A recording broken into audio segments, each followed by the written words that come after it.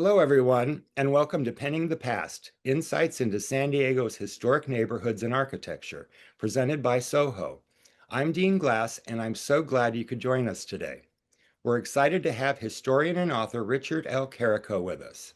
He's going to take us through the fascinating history of Ramona, California, from its earliest Kumeyaay inhabitants to its time as the turkey capital of the world. Richard will show us how the community grew from Spanish land grants to the ranching and rodeo culture we still see today. Richard teaches in the Department of American Indian Studies at San Diego State University and has published extensively on indigenous history, early California, and even winemaking. He has a great gift for combining solid research with storytelling that makes history come alive. Richard also has a new book coming out on October 21st, El Presidio de San Diego, Excavating Southern California's Lost City from Arcadia Publishing. We're looking forward to inviting him back next year to share this exciting new publication. As always, if you have any questions during the talk, please drop them in the chat or Q&A feature, and we'll get to them at the end of the program. And now please join me in giving a warm welcome to Richard Carrico. Thank you very much, Dean. So today, I'm going to take you back up into the back country of San Diego County through a PowerPoint here. And one of the questions I'm always asked about Ramona, I lived there for 20 years before I moved up to Warner Springs, is it a community, or is it a book title, or is it a movie title? And the answer is yes, yes, and yes.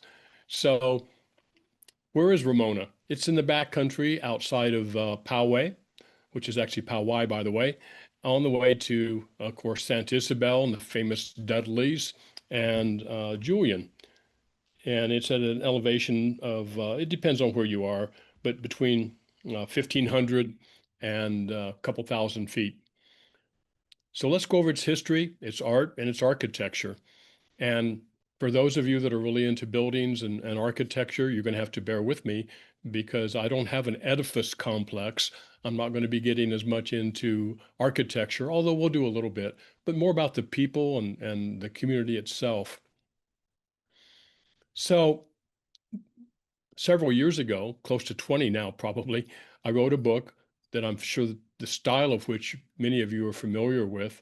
Arcadia Press has a whole series called Images of America, and I think they've done over 5,000 different communities. And I was asked to do Ramona. At that time, I was very involved in the Ramona Pioneer Society. So along with the Ramona Pioneer Society, the Guy Woodward Museum, they gave me free access to thousands of photographs. And the book required 220. And I went through those photographs. Part of that deal was for me to digitize them and pick out the ones I wanted for the book. So the book came out several years ago, 2011, I think, and it's done pretty well. And it was a lot of fun to do. And it really got me into the community of Ramona and talking to old people. An interesting thing about Ramona is that many of the buildings along Main Street, including the one here on the cover, are still there. And several years ago, Kathy Flanagan, who some of you might remember, and Susan Carrico at the time, Susan Bugby now, got a contract to record the historic buildings of Ramona and did a great job and produced a really super document. And that was very helpful for my research. So this map shows Native American villages because I want to start with Native Americans. So I don't make a distinction, and I think a lot of current scholars do not make this distinction between prehistory and history, at least here in the Americas. It just doesn't make any sense to talk about prehistoric people because prehistory ended in different places at different times. So in the Caribbean, it was 1492. In San Diego, it was 1542. And somewhere else, it might have been 1820. So instead, we talk about pre-contact. So this is a map of the pre-contact villages in San Diego County. I'm sure you recognize some of them. For instance, here's Poway.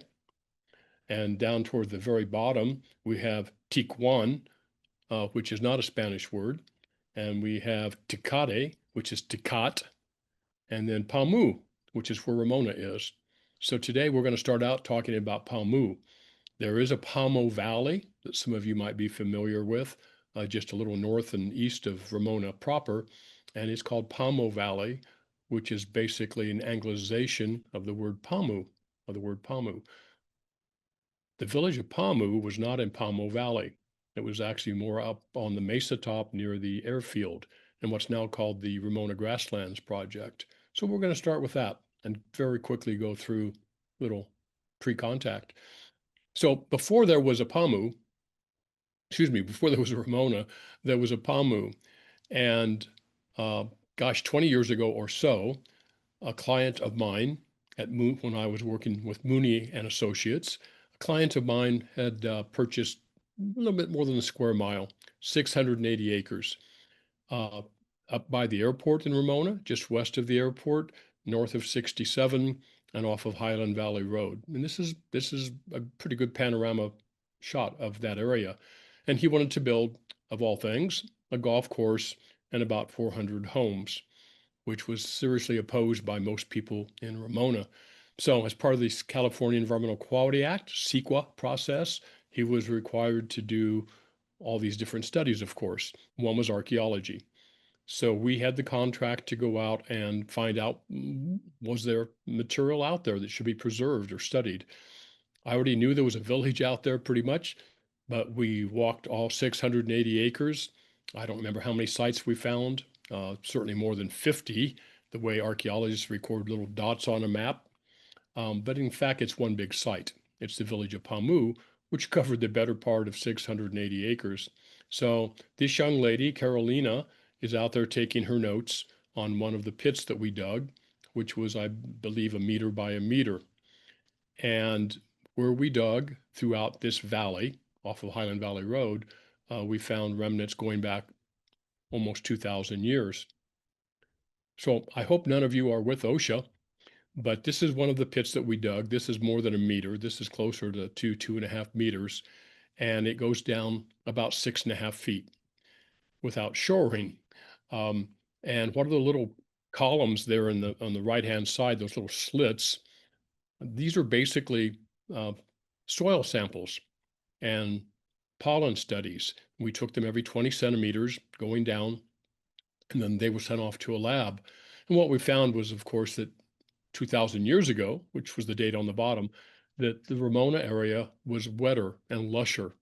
So this particular area, which is mostly coastal sage scrub now, back then had a lot of tules.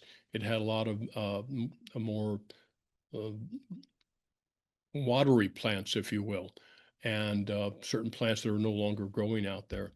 So from this, we wrote a report. The fellow could not build out there because of biological and botanical and bald eagles, or excuse me, eagles and archaeological sites. Ultimately, this land was sold to the county, all 680 acres, and it was added to the Ramona Grasslands Project. I would highly encourage you, especially as it cools down now. I'm up in Warner Springs, and it got down to about 49 last night. So as it cools down and we head towards fall, I would really encourage you to go up there to the Ramona Grasslands Project and park out there off of Highland Valley Road, go for a hike, then come back, drive out on Highland Valley Road towards the west, and do some wine tasting. There's pictographs out in the area. And this is a pictograph, not a petroglyph. Petroglyphs are carvings. And down in the bottom, toward the center of the bottom right-hand corner, is what looks like a diamond chain. And that's probably associated with the girl's puberty rites. This site and the pictographs within it has been dated at 900 AD. It's on private property out by Santa Teresa Valley, if you know that area. And the people of which we're speaking are the Ipai, and that's a northern branch of the Kumeyaay. Southern branch, south of the Senegal River, is called the Tipai, and these are the Ipai. So we're going to move on a little bit and look at some of the people. So one of the beautiful things about that entire Palmo Valley and Ramona Flatlands, Santa Maria Creek, is just the amazingly lush environment that was out there and still is in many, many places. So one of the main food sources was the acorn. So here we have a lady who's out there grinding, processing the acorns, what used to be called the quercus, the acorns, and she's winnowing it, getting pieces smaller. Over here, the lady on the far right is taking that 8 to 12 pound pestle and pounding the heck out of acorns in this tree trunk mortar, basically. Then she gets a pile of acorn, excuse me, pieces, which are then ground, and then ultimately put into large oyas here on the left and can be stored for several months. Unshelled, an acorn can last for a year. So the Pamu Valley offered amazing resources for food, including deer. You may or may not know, we used to have antelope in San Diego County until they were hunted out. So let's move it a little bit more modern times. I like this photograph because because this train station, actually called Foster's, is still out there. Every now and then I pick up a history and it will say it's under the lake, under San Vicente Lake, but in fact it's not. That's not where the train station was. This train station is still out there as an archaeological site.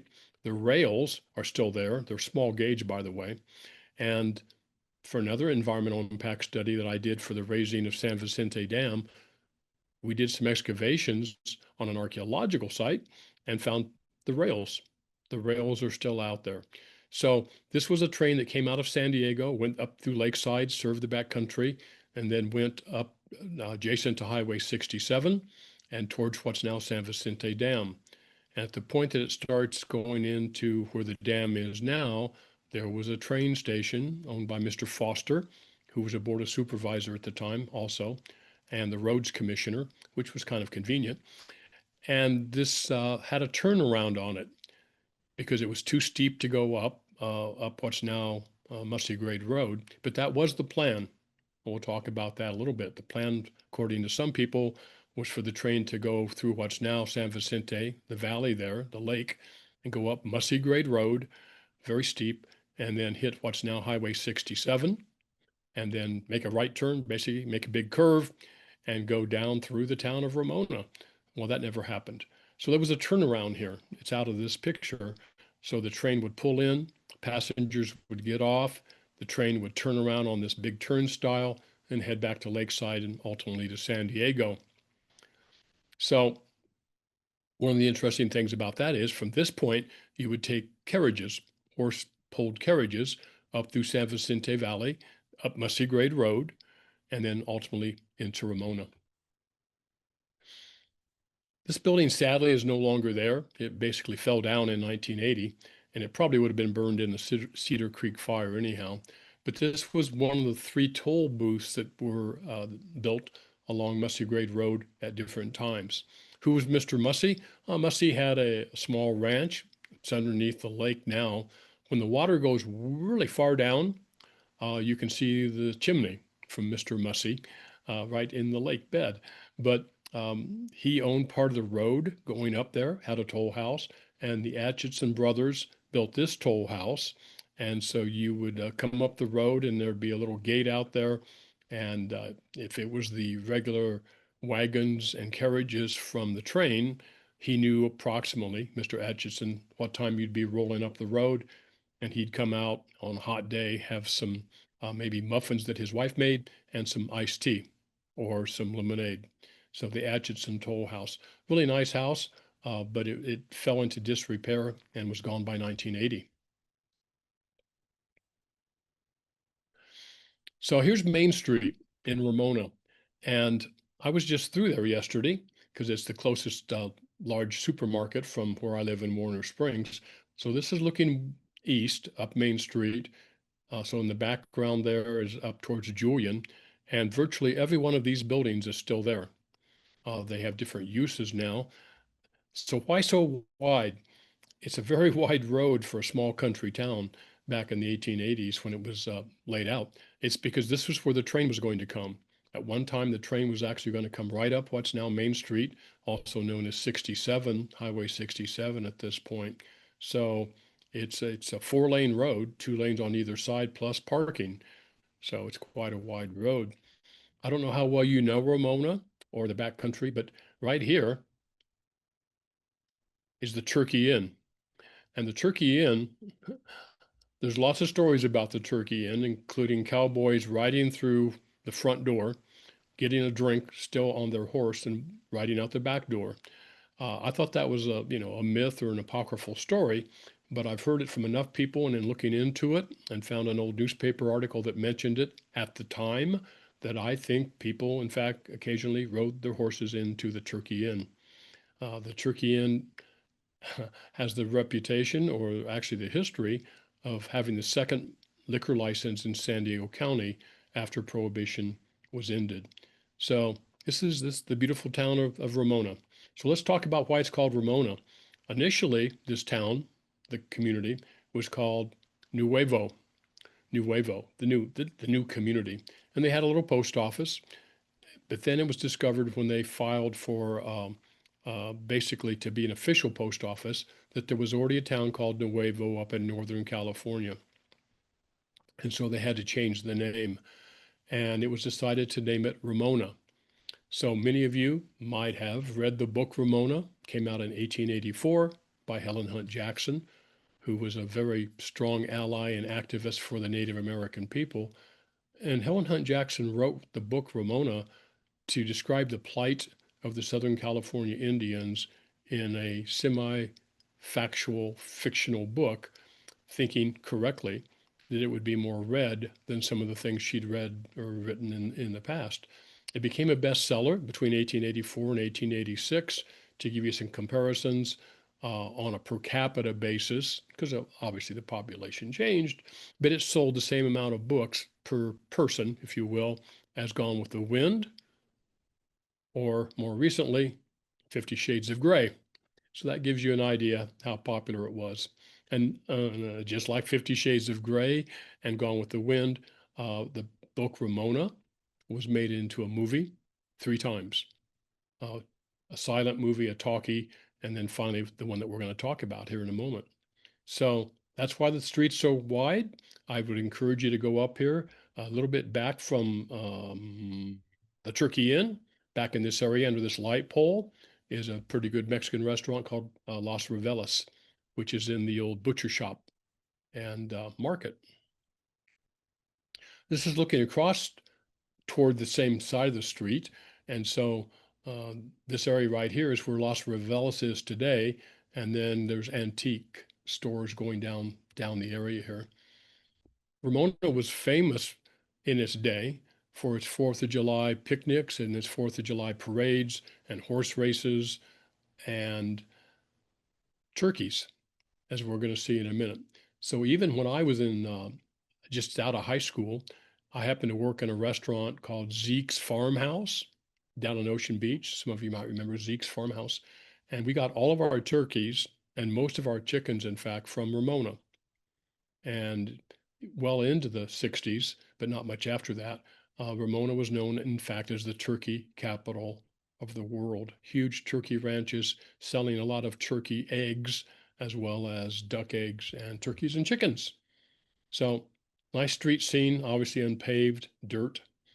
And just about this time, which is probably roughly 1920, 25, based on the automobiles, this was when the train was supposed to come up from the valley and come down this area.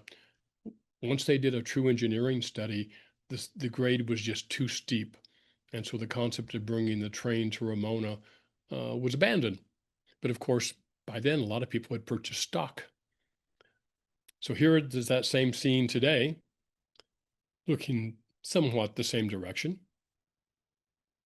Yep, not a lot of change. Here's the inside of a store of the time. And certainly stores back then, there were 2 hardware stores. Ransom Brothers had one.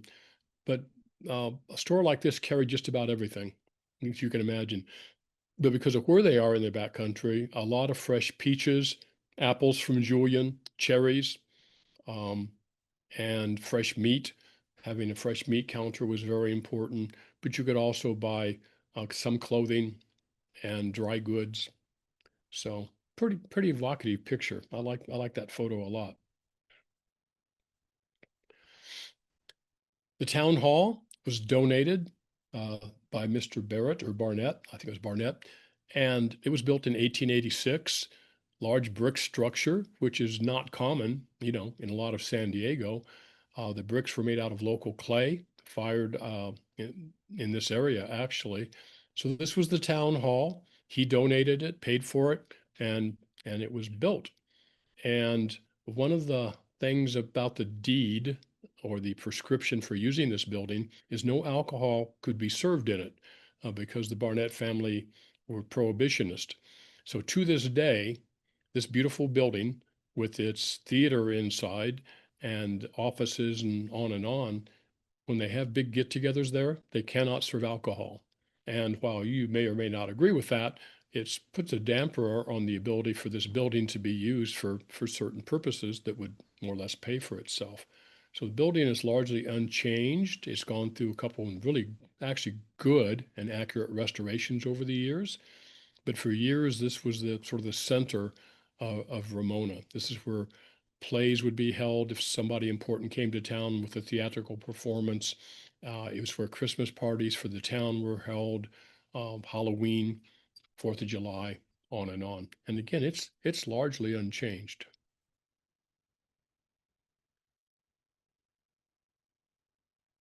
So Dean mentioned that I'd written a book on the history of wines and wineries in San Diego County. And the fellow who owned this building, Mr. Verlack, was one of the first commercial winemakers in the county. He was probably the third or the fourth. The first was Mr. Maxey up at Rancho Huejito, and the second was probably Delpy out in Otay, and then Mr. Verlack here in Ramona. So he built this house in, what some might call sort of a southern plantation style, or also the French style, because he was indeed French. And it has an underground cellar. Several older buildings in Ramona did, and that cellar was used for storing his wine. So the grapes were grown nearby, back towards Mount Woodson, and then he would bring them here, process them, and make wine out of them, and sold it, Today, this is the Guy Woodward Museum, and again, if you're in town, especially because they're open on the weekends, you should go by, check it out, especially on a hot day, because if you go down in the cellar where they do give tours on a hot day, you'll appreciate the adobe and that it stays roughly 62 degrees down there. And certainly Ramona can get up into the 90s. So it's quite the beautiful building, the Guy Woodward Museum. They have a great photo collection going back to the 1870s. And then they also have a lot of old newspapers and materials that you can use for research. So this is part of the Guy Woodward Museum and the Ramona Pioneers Society. This is one of the first schools. There were a couple of very small earlier ones, but this is the Earl School, and there's still controversy about should there be an E on the end of Earl or not, because for whatever reason, sometimes the family themselves put an E on the end of it. This is about 1896, and one thing about this building, it's still there. It's a house right off of Musty Grade Road and Highway 67. The bell tower is no longer there, but other than that, it looks pretty much like it is now. So this is your classic one-room schoolhouse where all the grades would go through it at one time. And again, this building does still exist. It's listed as a National Register and State Register building. Musty Grade Road itself is a county historical point of interest, thanks to Diane Jacob and several people on Musty Grade Road who got it nominated and accepted as a point of interest, Musty Grade Road. Musty Grade Road now, if you take it off of 67 and you go south, it's a beautiful drive. Large half of it, the lower half, got burned out in 2003 in the Cedar Creek fire, including my house, I might add. And it dead ends at the lake now. But previously, that's how you got down to Lakeside. There was no Highway 67. The Echeverry family was a Swiss-French family that came out to Ramona in the 1870s and 80s and ultimately built 2 or 3 different adobes. This one was falling into disrepair, and this photograph was taken in 1925 by an anthropologist named John P. Harrington. But Echeverry ran cattle, all over the Ramona Valley, as did his children. This house now has been restored and is in pretty good condition, and it's a private residence. Occasionally, when Ramona has a house tour, this is one of the houses that you can, in fact, take a tour, take a tour of. So, like many backcountry communities, Ramona has an interesting blend of adobes, which kind of represents the early period because lumber was very expensive and you're in the backcountry. And so a lot of it was indeed adobe, both in the Mexican period and then in the early American period. And then later, of course, with um, bigger trucks and the ability to get lumber into the area and to make bricks, people built brick and wooden houses. But there was some late period of adobe still being built well into the early 1900s.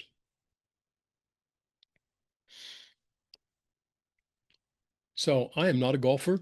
I've never played a round of golf in my life.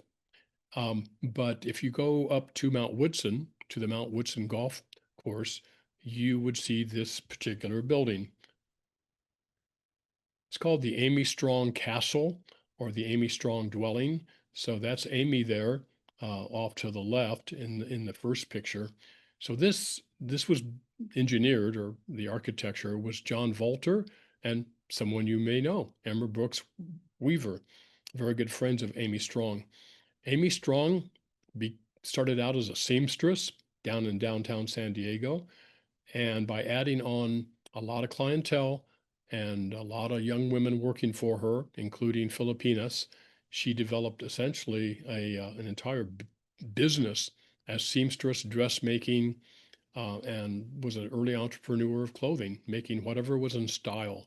She would occasionally go to Europe, see what the French were doing, come back with new ideas, gained quite a bit of wealth. So she wanted uh, a place out of the city. She certainly had a couple buildings she owned down in San Diego, but she wanted a place in the back country where she could entertain and throw big dances and also, tout her clothing line, if you will. So she hired Emma Brooks Weaver and John Volter, and they designed this building. Even if you don't golf, you're allowed access to this. You can go up there and hang out in the clubhouse or go to the restaurant. The beauty of it is that all that stone that you're seeing there was quarried locally. A lot of it's what's called granodiorite. The lumber, some of it was shipped down from up north by way of rafts, but some of it is actually local oak. The interior is local oak in many, many cases, and it's just a beautiful, beautiful building. It's on the National Register of Historic Places. It's well maintained and has a golf course all around it.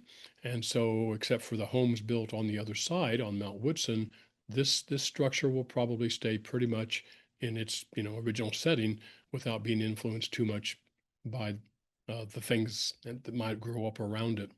Population of Ramona, by the way, is approximately 30,000. 10 years ago, it was 20,000. So as people have sort of left some of the city, at least, they have gone into the back country. So, cities like Escondido grew up from a citrus town to the Escondido of today. And Ramona has become somewhat of a suburb, an outlying suburb for people who might work in Poway or in San Diego. So it's up to about 30,000 people. If you've driven Highway 67 during the week in the early afternoon or early morning, you would realize there's a heck of a lot of traffic going back and forth because there's not a lot of commerce or industry in the town itself to supply people with a way of life. Early on, it was the valley of little ranches, little ranches. So here's an early brochure, and the idea was you could come up and you could get a 5-acre excuse me, ranch, or what they called a ranchette, with lots of oaks on it, and that is true. Good water supply. When I lived in Ramona, we were on well water, and it was amazingly good. So over the years, people tried to sell Ramona as a place to come to and have your little ranch. And over the years, famous people, including James Cagney's brother, had a ranch up there, and different investors came and purchased land and then split it over the years.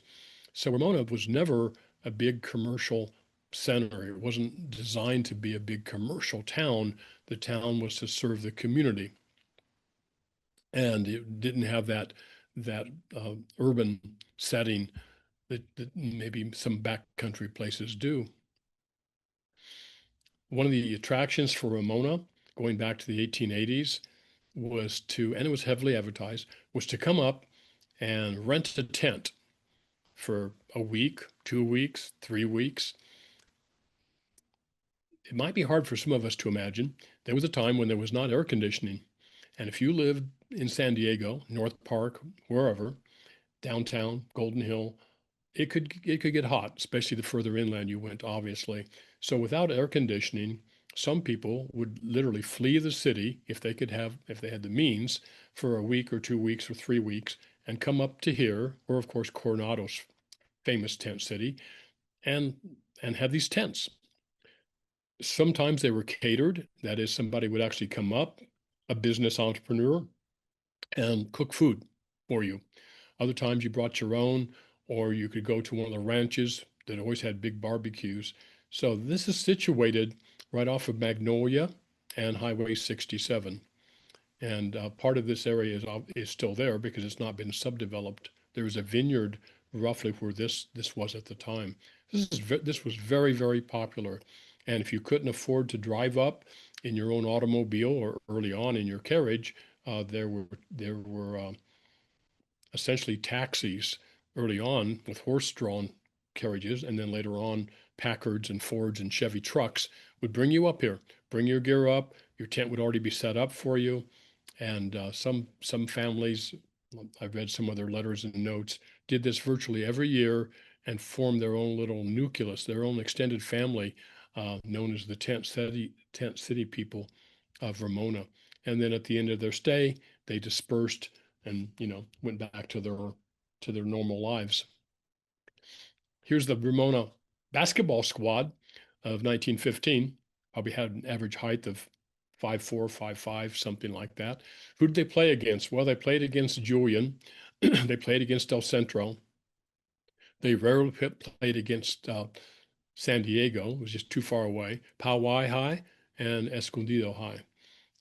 When I showed this picture to the Ramona Historical Society, gosh, 10 or 15 years ago, there were people in the audience who remembered these women as older women, certainly. But, great hairstyles, just really interesting looking young women from Ramona. The Bulldogs, by the way, is their mascot. And here, for the females of the audience here, are some roughly studly young men that were part of the Civilian Conservation Corps. So during the Depression, the Civilian Conservation Corps, working in conjunction with the Work Progress Administration, they would go into communities, hire young men to work and fix roads, build dams, build levees, do public works project. This particular group of young men and their dog are actually living at this point in Pomo Valley.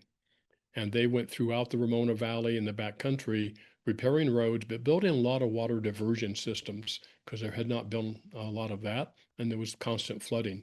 So the guy in the middle, by the way, is their supervisor, Mr. Warnock. So there are still Warnocks living in the Ramona area. There's Warnock Road. There's the Warnock Ranch. It's a pretty well-known name. And again, I think this is 1932.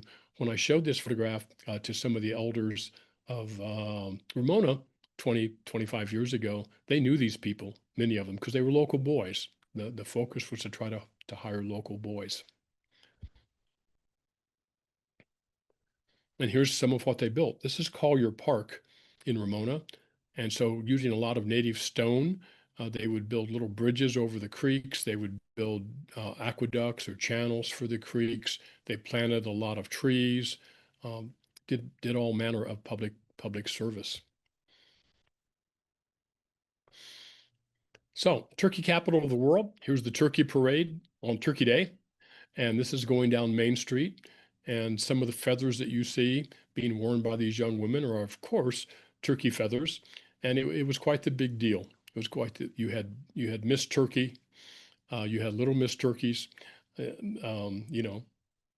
beauty contest. You had biggest turkey. You had all kinds of things having to do with turkeys, dresses made out of turkey feathers.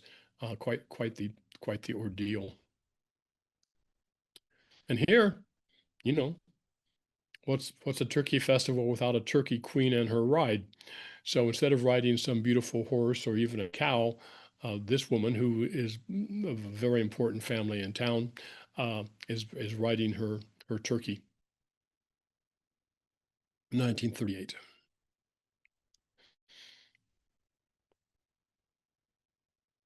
You go back to her. So this is Mary, but she was known as Minnie Dye. And so Dye Road, if when you come into Ramona from the west on 67, the very first stoplight, and there's not a lot of stoplights in Ramona, but the very first stoplight you come to, Dye Road is off to your right, to the south, and Highland Valley to the left. It's the same road. And it's named for the Dye family, who had the better part of a square mile, 640-acre ranch out there. So I like this photo a lot because it's so evocative of the women of this time period. She was one of 13 children. Her brother sadly died in World War I, but she went on to have several children herself, as did her brothers and sisters. And the Dye family has been known for years in the Ramona area. So the reason I'm showing photographs of people sometimes is because I think oftentimes we get wrapped up in buildings and architecture and roads and the built environment, and all important. But part of my background, I guess, as an anthropologist, is to always remember it's about people. It's about the men and the women who worked and died and lost fingers in an accident, who rode horses, who worked long days without air conditioning and without some of the things that we have today. And so for me, Minnie Dye just sort of is very evocative of that time period. And she just has this interesting, penetrating stare. Fire, always a problem in Ramona. Some of you might remember the Cedar Creek fire of 2003 that burned thousands of homes all the way down to Scripps Ranch, right? So this is the fire of 1913, which was in the back country primarily because the town hadn't expanded and there weren't, San Diego country estates yet. But it was quite the big deal. Obviously, no air tankers, and they fought as much as they could by hand, built fire breaks. Keep in mind that back then, in particular, most of the buildings in town, near town, were wooden. So the fire is right up on the edge of Main Street. But they did contain it, and they did lose some buildings. They lost a lot of cattle and a lot of sheep. Um, so the Cedar Creek fire of 2003, and then the Witch Creek fire somewhat later burned big significant parts of Ramona indeed. This fellow was supposed to land at the airport, but he ran out of gas, basically. So he landed into a field next to the airport. And so it was a big deal. So there are all kinds of family photographs. People ran out and got photographed with the airplane. The airport was very close to this area. You might know that the airport today is still a very active airport, but one of its major functions is for water tankers to fly in and fight all the different fires. And so the runway is large enough for that. And it's been used over the years as a military base during World War II to train pilots. And it's very important to the community. So again, to me, this is just something different that you're not likely to see, I don't know, in downtown San Diego, a plane that landed in a field and people come out and check it out. So over the years, as Ramona grew, it stayed largely rural, Turkey capital, but the backcountry in San Diego County has over the decades served frequently as a set for movies. So I think we probably all know about the Hotel Del Coronado and the movies that have been filmed there, The Stuntman and Some Like It Hot.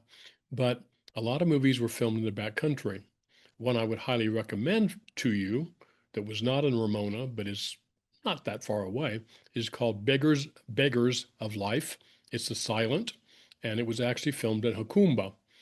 And the beauty of it is a lot of it was filmed along the railroad tracks because a train is a major part of the set.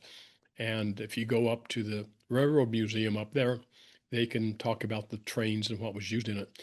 But it starred one of my favorite silent screen actresses.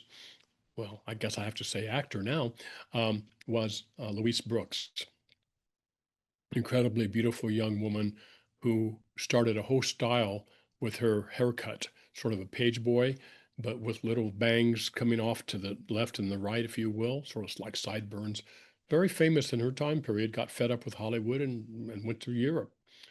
So here, though, in the backcountry, how appropriate, it was decided to film the movie Ramona for the third time. The second one, I think, starred Dolores Del Rio. This one's going to star Loretta Young. So if you know the story of Ramona, she was a Cahuilla woman. There was a real Ramona who never, by the way, went to Old Town, never went to Ramona's marriage place, never got anywhere near the Aguirre adobe, did not know Father Ubach, but that's okay. That's okay. Um, and in Cahuilla tend to be somewhere between olive and dark olive skinned, living up in the riverside, Saboba, Awanga area. So her story in the book was based on some true events. But if you were going to pick someone to play Ramona, Loretta Young probably would be the furthest from your mind because she was one of the more beautiful white women to ever be in a movie. So as the movie was being filmed, it was $1 million movie in 1936. It's a lot of money. It's a lot of money. And most of it was filmed, if I look at my window here, it was filmed right out here on what's now the ranch. So here's the newspaper article promoting it. They actually built the airport that's out there. There's a little Warner Springs airport, and you can go there, by the way, and they'll take you up for a glider flight. Fun to do. Filmed right there. Mona. So here is Loretta Young, 1936. This is a movie that made her, she was already reasonably famous, but this movie was extremely popular and she gained even more acclaim as a result of it. So we're at about the 40-minute mark. I'm going to show you one more slide to close out here. And, you know, if Dean has got any chats from you or whatever, then we'll be glad to respond to those. But I wanted to just take you to backcountry to the little town that I spent 20 years in before moving up here to Warner Springs about 10 years ago to an even smaller town. Our population is 1,500. It's not even a town, it's a community. So Ramona starts as an EPI village, probably had 500 EPI people living in it, to the current population today of about 30,000. Obviously, we have the Verona Reservation nearby, and there's the EPI people are still living there. You can go there and donate some money through the gaming tables at Verona. And the road still runs through here. It's still nice and wide. There's a couple good spots to stop and eat and get some gas up here. For those of you that live in the heart of the city, gasoline up here tends to be a little bit cheaper for reasons unknown to me, but about 4.06 a gallon for regular. So here's the lovely Ramona sitting beneath a tree. And the last story I'll tell you before I go to the last slide is I was writing an article, which I'm still working on the filming of Ramona in the back country here. And I actually met a fellow who was in his 90s. This is 10 years ago, and he's passed away now, Chet Taylor. And I got talking to him about the movie, and he said, "Oh, I was in that movie." And I'm kind of doing the math on it. And yeah, it was possible if he was a kid. So here, Ramona is talking to the priest, and kids jump out of an apple tree, stealing apples from the priest's apple tree. Chet was one of those kids. And he told me all kinds of stories about the filming of it and what a charming, beautiful young woman Loretta Young was. And they filmed part of the movie up at the Mesa Grande Indian Reservation. And at one point, they built huts, Indian huts, for part of the scenes, and they burned them as part of the scene. And someone had left a baby in one of those huts. And Loretta Young ran in and rescued the baby. So lots of stories behind the buildings, lots of stories behind movies, because there always is. So I believe the next slide is the last slide. As Dean mentioned, coming in late October, October 21st to be specific, I have a new book coming out, El Presidio de San Diego. And I intentionally wrote this book as a popular lay version of 25 years of archaeology and decades of historic research on what was the Presidio. So most of you probably know it's where the first mission was. The first mission was not, in fact, in Mission Valley, it was up here. And this was the capital of California at one time. A lot of descendants still live here in San Diego related to this. So it's coming out October 21st. You can pre-order it on Amazon now. And November 13th, I'm giving the book launch at the Serra Museum here on the left through the San Diego History Center. So I hope you've enjoyed a little bit about my talk, and we've tried to leave some time here for any questions that you might answer. And I'm going to switch it now back to Dean. Thank you. All right. Thank you very much, Richard. That was great. I'm very familiar with that movie Beggars of Life you were talking about. What a great movie. I highly recommend that. I understand that the train that they wrecked for that part of it's still there. Is that in Ramona? Yeah. I thought I'd love to go see that. Yeah, the train is still there. You can actually hike if you Google Beggars of Life. There is somebody who a couple years ago went down, found the train, the parts of the train that are still down there, photographed it, and it's on TikTok or YouTube. And I took that adventure about 5 years ago because I wanted to do an article on movies made in San Diego, and I found the wheels and other parts of it. So you're right. Yeah. We'll check that out. Okay, we do have some questions here. Let's see.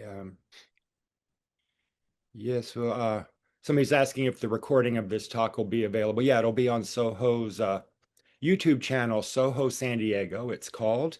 And if you look at the email I sent with the link to this down in my email signature, there's a little link that says YouTube, and you can just click that. It'll take you right there. Okay, and over here. It says the city of San Diego was supposed to repair the part of Mussy Grade Road wiped out by the dam, but never did. Why was this not done?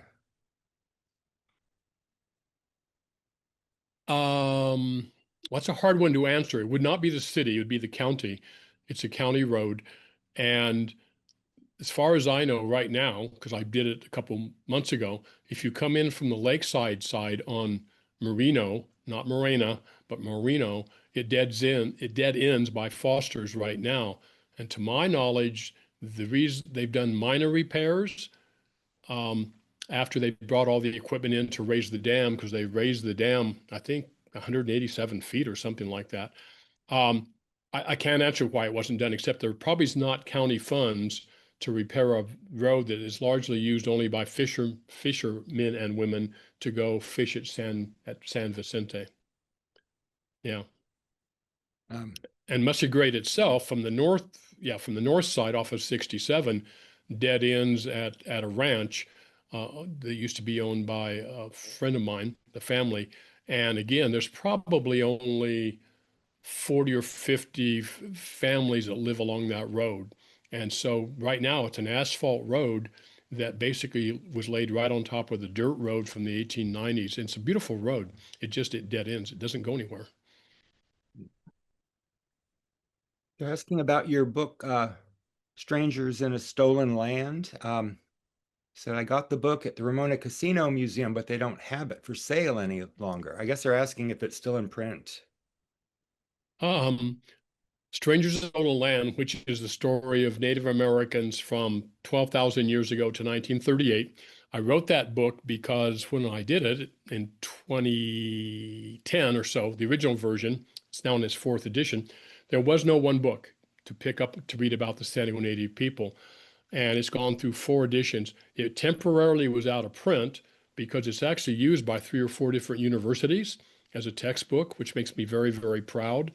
When I taught at San Diego State, I retired last year. I used it in my own classes, a little self-promotion, but nonetheless. But it was out of print. It's back in print. You can get it actually on Amazon for a lot cheaper than anywhere else. If you're up in Julian, they sell it at the Julian bookstore, and I would highly encourage, if you're going to come up to Julian for snow or apple pie or whatever, go to Don's little bookstore there. He's got an amazing collection of old and new books. It's also available, as far as I know, at Saquon and Barnes and Noble. Most of the Barnes and Noble carry it, but it's a lot cheaper on Amazon. And Verona may or may not be reordering it. I don't know. Can you comment on the building and location of the Ford dealership that was in Ramona? The Ford dealership, the building it's on Main Street, and it must be near, let's see if I do the math right here, about near 14th Street or whatever. And at one time they had both a Chevy dealership and a Ford dealership, and the building is still there. It's part of an RV sales lot now. But for at one time until actually Poway really grew up, people bought a lot of cars and trucks and tractors in Ramona. There was also an international tractor dealership there. So the building is still there. It's on the north side of the street. Um, I can't tell you what it's near in terms of it's near the Aldi, but it is actually still there. Can you comment on the use of the stone house on Mussey Grade Road? The Stone House. That's what it says. I don't know if that's a name or actually stone, meaning made out of stone. Perhaps the person could clarify that. Where was the location of the CCC WPA camps in San Diego County? Um, there was a large one in Escondido. The one in Ramona was actually in Palmo Valley. And if you go out to Palmo Valley, it's all, largely private ranches. That's all city land, by the way. It's owned by the water uh, group. Um, and the camp, parts of the camp are still there. And if you take a tour or someone knows where it is, you can still see some of the walls that they built and they lived in tents though. There was one up in Pine Valley, a CCC camp in Pine Valley. There was one in Dehesa. There was one in Descanso. So they basically housed them in small communities near places they wanted to do projects. They weren't so much involved in building dams. Most of that was done under the WPA directly, but it was more like little community projects, bridges, stonework, roads, and water retention basins, things of that type. There, I believe, was an article in the Journal of San Diego History, I want to say 20 years ago, on the CCC camps of San Diego. If you Google it, it should pop up. What is the current status of the Warner Springs Ranch? Okay, well, gosh. Warner Springs Ranch went from being a 20,000 acre Mexican land grant to what's now about a 2,200 acre resort. 10 years ago or so, it went into bankruptcy, actually closer to 12 or 13 years. So many people, as I've gone around the county giving talks, a lot of families had great times up there back in the 40s, 50s, 60s, into the 70s, and even more recently, because it had two Olympic-sized swimming pools, one fed by the hot springs. Water comes out of the ground at 140, and they cool it down and put it in there. So very therapeutic. Beautiful cantina and buildings. It fell into bankruptcy, and the existing stockholders in the ranch, many of my neighbors who owned a piece of it, were bought out as part of the bankruptcy. It went to bankruptcy court, and two primary groups had an interest in it, the Paula Luiseno Band and a fellow named William McWethy. And William McWethy was famous for building yachts, fishing yachts, and had done quite well. It fell out of bankruptcy in the sense that Paula, who was actually the low bidder, frankly made some mistakes, some errors before the bankruptcy judge. And she wanted two things. She wanted whoever bought it out of bankruptcy to to guarantee the title. That is to say, it's got a very clouded title. Where where were the boundary lines? If you think about a rancho going back to 1846, was the title clouded by the fact that it used to have a reservation on it? There used to be a reservation up here called Agua Caliente, and several issues like that. The other interest that the bankruptcy judge wanted to ensure was that the community of Los Tules, of Warner Springs, would get benefit from it. McWethy came in, said he would deal with the title. He'd be glad to do that, and that he would hire local people as housekeepers, as bartenders, people to work on the ranch. The local community at that time, not now, but at that time backed Mr. McWethy.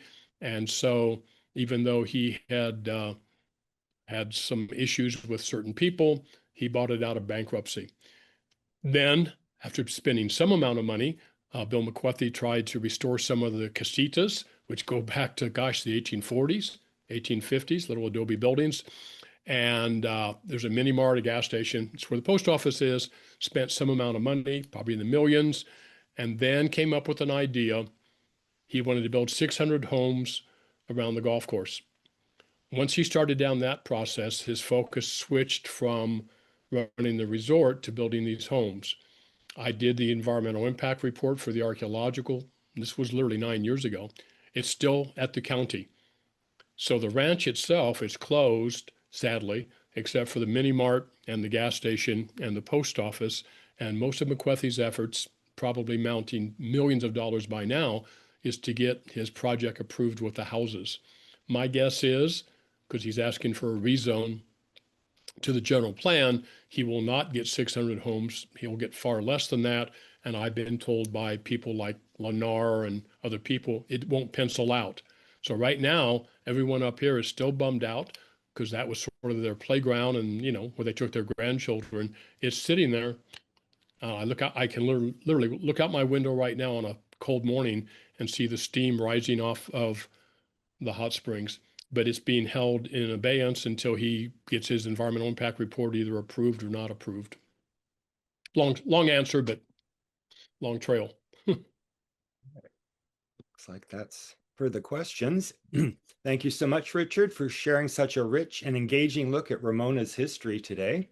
And thank you to everyone who joined us today for Penning the Past. We hope you'll join us again next month on October 11th, when historian Catherine Hahn returns with History Snippets 2, North Park Street Names and Other Stories.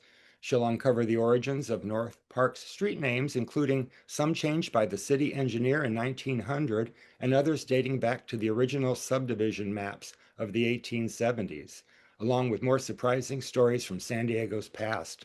Then on November 8th, we'll welcome back Gary Mitrovich for East of San Diego, the lost history of East San Diego Police Department. From bank robberies and scandals to rapid urban growth, Gary will take us on a little known but fascinating chapter of local history. Both upcoming talks, like today's, are free for SOHO members and $10 for non-members.